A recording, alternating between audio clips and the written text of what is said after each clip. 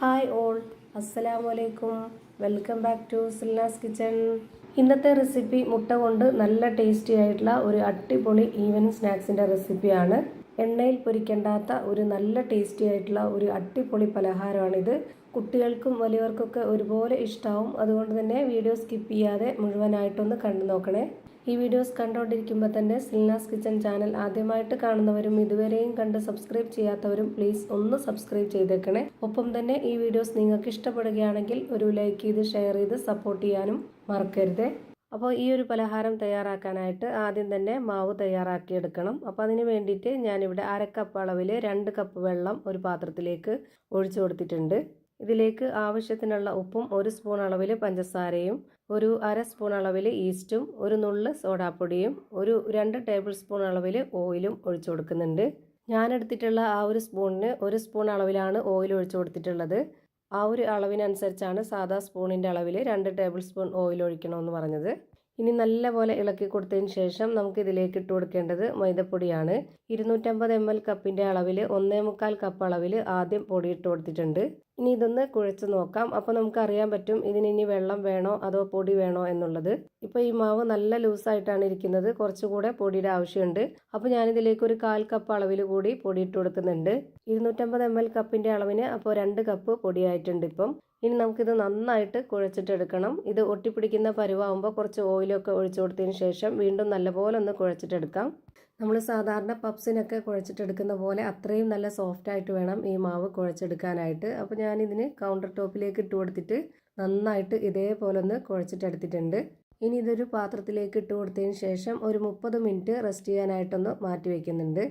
അടുത്തതായി ഇതിലേക്ക് മസാല തയ്യാറാക്കി എടുക്കണം. അതിന് വേണ്ടിയിട്ട് ഒരു പാൻ സ്റ്റൗവിലേക്ക് വെച്ച് ഫ്ലെയിം ഓണാക്കി കൊടുത്തിട്ടുണ്ട്. ഓയിലൊന്ന് നന്നായിട്ട് ചൂടായിട്ട് വരുമ്പോൾ ഒരു 3 സവോള ഇതുപോലെ ചെറുതായിട്ട് കട്ട് ചെയ്തിട്ടുള്ളത് ഇട്ട് കൊടുക്കാം. ഈ ഒരു മസാലയുടെ പ്രത്യേകത എന്ന് പറയുന്നത് നല്ല പോലെ വെന്ത് കുഴഞ്ഞ് കിട്ടണം. അപ്പോൾ ഇതിലേക്ക് വേണ്ടുന്ന എല്ലാം നല്ല പൊടിയായിട്ട് അരിഞ്ഞെടുത്തു കഴിഞ്ഞാൽ നല്ല പോലെ വെന്ത് കുഴഞ്ഞ് കിട്ടുകയും ചെയ്യും. ഒരുപാട് സമയമൊന്നും വേണ്ടി വരില്ല, വളരെ പെട്ടെന്ന് തയ്യാറാക്കി എടുക്കാൻ പറ്റും. ഇനി ഇതിലേക്ക് ഇട്ട് കൊടുക്കുന്നത് 2 പച്ചമുളകും ഒരു 3 അല്ലി വെളുത്തുള്ളിയും ചെറിയ കഷ്ണം ഇഞ്ചിയും കുറച്ച് കറിവേപ്പിലയും കട്ട് ചെയ്തിട്ടുള്ളത് ഇട്ട് കൊടുക്കുന്നുണ്ട്. ഇത് നല്ലപോലെ ഒന്ന് ഇളക്കി കൊടുത്ത ശേഷം ഒരു 3 മിനിറ്റ് നേരം ഇതൊന്ന് അടച്ചു വെച്ച് വേവിച്ചെടുക്കാം. 3 മിനിറ്റ് കഴിയുമ്പോഴേക്ക് ഇത് പകുതി വേവായിട്ടുണ്ടാവും.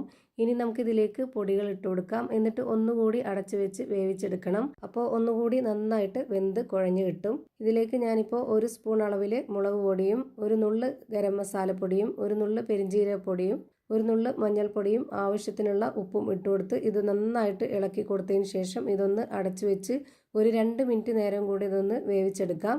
2 മിനിറ്റിന് ശേഷം ഇതൊന്ന് തുറന്ന് നോക്കാം. ഇപ്പോൾ ദാ നല്ല പോലെ വെന്ത് കുഴഞ്ഞ് കിട്ടിയിട്ടുണ്ട്. ഈ പരുവത്തിൽ കിട്ടണം നമ്മുടെ ഈ ഒരു മസാല. എന്നാൽ മാത്രമേ നമ്മൾ ഉണ്ടാക്കിയെടുക്കുന്ന ഈ ഒരു പലഹാരവും നല്ല ടേസ്റ്റി ആയിട്ട് കിട്ടുള്ളൂ. ഇതിൻ്റെ ഫ്ലെയിം ഓഫ് ചെയ്ത് കൊടുത്തതിന് ശേഷം ഇതൊന്ന് മാറ്റി വയ്ക്കുന്നുണ്ട്. അടുത്തതായിട്ട് നേരത്തെ കുഴച്ച് മാറ്റി വെച്ചിരുന്ന ആ ഒരു മാവ് നോക്കാം. ഇപ്പോൾ ഇതിൽ കൈകൊണ്ടൊന്ന് തൊട്ട് നോക്കുമ്പോൾ തന്നെ നമുക്കറിയാൻ പറ്റും മാവ് നല്ല സോഫ്റ്റ് ആയിട്ട് പഞ്ഞ് പോലെ കിട്ടിയിട്ടുണ്ട്. ഇനി നമുക്കിതെങ്ങനെയാണ് തയ്യാറാക്കുന്നതെന്ന് നോക്കാം. അതിനായിട്ട് ആദ്യം തന്നെ കൗണ്ടർ ടോപ്പിലേക്ക് കുറച്ച് പൊടി ഇട്ട് കൊടുത്തതിന് ശേഷം അതിലേക്ക് ഈ മാവൊന്ന് വെച്ച് കൊടുക്കുന്നുണ്ട്. ഇനി ഇതിൻ്റെ 2 ഭാഗത്തും പൊടി മാറി തിരിഞ്ഞും ഇട്ട് കൊടുത്തതിന് ശേഷം ഇതുപോലെ നന്നായിട്ടൊന്ന് പരത്തിയെടുക്കാം. ഇതിന് പ്രത്യേകിച്ച് ആകൃതിയോ ഷേപ്പോ ഒന്നും തന്നെ വേണമെന്നില്ല. ഇതുപോലെ നന്നായിട്ടൊന്ന് പരത്തിയെടുത്താൽ മാത്രം മതി. നല്ല നൈസാക്കി പരത്തിയെടുക്കരുത്, കുറച്ച് കട്ടിയായിട്ടിരിക്കണം. ഇപ്പോൾ ഇതാ ഇതുപോലെയാണ് പരത്തിയെടുത്തിട്ടുള്ളത്. ഇത്രയും കട്ടിയിൽ മാവ് റെഡിയാക്കി എടുക്കണം. എന്നിട്ട് ഒരു ടിന്നിൻ്റെ അടപ്പോ അല്ലാന്നുണ്ടെങ്കിൽ ഇതുപോലൊരു ഗ്ലാസ്സോ, നല്ല വക്കുള്ള ഗ്ലാസ് ആവണം, എന്നാലേ ഇതുപോലെ ചെയ്തിട്ടെടുക്കാൻ പറ്റുള്ളൂ. ഞാനിപ്പോൾ ഇതാ ഇതുപോലെ എല്ലാം കട്ട് ചെയ്തെടുക്കുന്നുണ്ട്. ഇപ്പോൾ ഞാൻ ഈ കട്ട് ചെയ്തെടുത്തതിൽ നിന്നും ഒരു പീസ് എടുത്ത് കാണിച്ചു തരാം. ഇതുപോലെ വേണം റെഡിയാക്കി എടുക്കാൻ. എന്നിട്ട് നമുക്കിതൊന്ന് കൈകൊണ്ട് ഇതുപോലെ മെല്ലെ ഒന്ന് ഈ മാവ് വലിച്ചു കൊടുത്തതിന് ശേഷം ഇതിലേക്ക് നേരത്തെ റെഡിയാക്കി വെച്ചിട്ടുള്ള ആ ഒരു മസാലയിൽ നിന്നും കുറച്ചെടുത്ത് ഇതുപോലെ വെച്ച് കൊടുത്തിട്ട് പുഴുങ്ങിയ മുട്ട 2 ആക്കിയതിന് ശേഷം അതിലൊരു പീസ് ഇതുപോലെ ഒന്ന് കമിഴ്ത്തി വെച്ച് കൊടുക്കാം. എന്നിട്ട് നമുക്ക് ഈ മാവിൻ്റെ എല്ലാ ഭാഗവും ഇതുപോലെ ഒന്ന് കൂട്ടിപ്പിടിച്ച് മടക്കി വെച്ച് കൊടുക്കണം. ഇതുപോലെ മാവിൻ്റെ മുകൾ ഭാഗം ഒന്ന് ഒട്ടിച്ചു കൊടുത്തതിന് ശേഷം നമുക്ക് കൈകൊണ്ട് തന്നെ ഒന്ന് ഉരുട്ടിയെടുത്തിട്ട് ഇതുപോലെ ഒരു ഷേപ്പിലാക്കി എടുക്കണം. ഇപ്പോൾ ഞാനിതാ ഇതുപോലെ ഒരെണ്ണം ബോൾസ് ആക്കി എടുത്തിട്ടുണ്ട്. ഇനി ഞാനൊരു പ്രാവശ്യം കൂടി കാണിച്ചു തരാം. കട്ട് ചെയ്ത് വെച്ചിട്ടുള്ള മാവിൽ നിന്നും ഒരു പീസ് എടുത്തിട്ട് ഇതുപോലെ കൈകൊണ്ടൊന്ന് വലിച്ചു വെച്ച് കൊടുക്കുക. എന്നിട്ട് ഇതിലേക്ക് നേരത്തെ റെഡിയാക്കി വെച്ചതിൽ നിന്നും കുറച്ച് മസാല എടുത്ത് വെച്ച് കൊടുത്തതിന് ശേഷം അതിലേക്ക് പകുതി മുട്ട കൂടി ഇതുപോലെ ഒന്ന് വെച്ച് കൊടുക്കണം. എന്നിട്ട് ഈ മാവിൻ്റെ എല്ലാ ഭാഗത്തുനിന്നും ഒരുമിച്ച് കൂട്ടിപ്പിടിച്ച് വെച്ച് കൊടുത്തതിന് ശേഷം ഇതിൻ്റെ മുകളിലൊന്ന് ഒട്ടിച്ച് വെച്ച് കൊടുത്തിട്ട് ഇതേപോലെ ഒന്ന് ബോൾസ് ആക്കി എടുക്കണം. ഇതുപോലെ തന്നെ നമുക്കെല്ലാം റെഡിയാക്കി എടുക്കാം. ഇനി അടുത്തതായിട്ട് ഒരു ബൗളിലേക്ക് ഒരു കോഴിമുട്ട പൊട്ടിച്ച് ഒഴിച്ചു കൊടുത്തതിന് ശേഷം ഇതൊന്ന് നന്നായിട്ട് അടിച്ചെടുക്കുന്നുണ്ട്. ഇതേപോലെ നന്നായിട്ട് അടിച്ചെടുത്ത ശേഷം ഇതൊന്ന് മാറ്റി വെച്ചേക്കാം. ഇനി അടുത്തതായിട്ട് ഞാനിവിടെ ഒരു പാൻ സ്റ്റൗവിലേക്ക് വെച്ച് ഫ്ലെയിം ഓണാക്കി കൊടുത്തിട്ടുണ്ട്. അതിലേക്ക് കുറച്ച് ഓയിൽ ഒഴിച്ചു കൊടുക്കുന്നുണ്ട്. ഓയിൽ ഒന്ന് നന്നായിട്ട് സ്പ്രെഡ് ചെയ്ത് കൊടുക്കാം. ഇതുപോലെ പാനിൻ്റെ എല്ലാ ഭാഗത്തേക്കും നല്ലപോലെ ഒന്ന് സ്പ്രെഡ് ചെയ്ത് കൊടുക്കണം. ഞാനിപ്പോൾ ഇത് ലോ ഫ്ലെയിമിലാണ് വെച്ചിരിക്കുന്നത്. ഇനി നമുക്ക് ഇതിലേക്ക് ഓരോന്നോരോന്നായി അടുക്കി വെച്ച് കൊടുക്കാം. ഇത് വേവാനായിട്ട് എത്ര സമയം എടുക്കുന്നോ അത്രയും സമയം വരേക്കും നമുക്കിത് ലോ ഫ്ലെയിമിൽ തന്നെ വെച്ച് വേവിച്ചെടുക്കണം.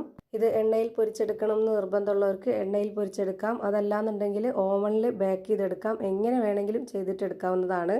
എണ്ണയിൽ പൊരിക്കാതെ പലഹാരം തയ്യാറാക്കിയെടുക്കണമെന്നുള്ളവർക്കൊക്കെ ഇതുപോലെ ചെയ്തിട്ടെടുക്കാവുന്നതാണ്.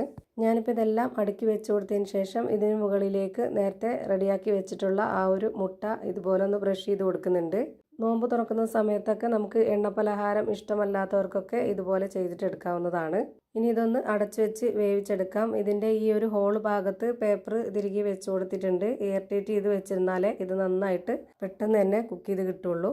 ഒരു 20 മിനിറ്റ് സമയമായിട്ടുണ്ടാവും. ഇപ്പോൾ ഇതിൻ്റെ ഒരു ഭാഗം നന്നായിട്ട് വെന്ത് വന്നിട്ടുണ്ട്. ഇനി ഇതെല്ലാം ഒന്ന് തിരിച്ചിട്ട് കൊടുക്കാം. തിരിച്ചിട്ട് കൊടുത്തതിന് ശേഷം ഒരു 5 മിനിറ്റോളം ഇതൊന്ന് വേവിച്ചെടുക്കണം. എന്നാൽ മാത്രമേ കറക്റ്റ് പരുവത്തിന് വെന്ത് കിട്ടുള്ളൂ. ഇപ്പോഴും ഞാനിത് ലോ ഫ്ലെയിമിൽ തന്നെയാണ് വെച്ചിരിക്കുന്നത്. ഇനി ഇത് വെന്ത് കിട്ടുന്നവരേക്കും ലോ ഫ്ലെയിമിൽ തന്നെ വെച്ചിരിക്കാവുള്ളൂ.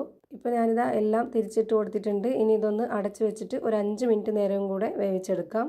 5 മിനിറ്റ് സമയം കഴിഞ്ഞിട്ടുണ്ട്. ഇനി നമുക്കിതൊന്ന് തിരിച്ചിട്ട് കൊടുത്ത് നോക്കാം. ഇപ്പോൾ ദാ രണ്ട് ഭാഗവും നന്നായിട്ട് വെന്ത് കിട്ടിയിട്ടുണ്ട്. നമുക്കിനി ഇതെല്ലാം ഈ പാനിൽ നിന്ന് എടുത്തു മാറ്റാം. ഇതുപോലെ തന്നെ എല്ലാം വേവിച്ചെടുത്ത് ഞാനൊരു പാത്രത്തിലേക്ക് മാറ്റിയിട്ടുണ്ട്. ഇപ്പോൾ ദാ നല്ല ടേസ്റ്റി ആയിട്ടുള്ള നല്ല സോഫ്റ്റ് ആയിട്ടുള്ള പഞ്ഞ് പോലെ ഒരു അടിപൊളി പലഹാരം റെഡിയായി കിട്ടിയിട്ടുണ്ട്. ഇതിൻ്റെ ഈ ഒരു സ്കിൻ ഭാഗം കഴിക്കുമ്പോൾ നമുക്ക് പപ്സിൻ്റെ ആ ഒരു സ്കിന്നൊക്കെ കഴിക്കുന്നതിൻ്റെ അതേ ടേസ്റ്റാണ്.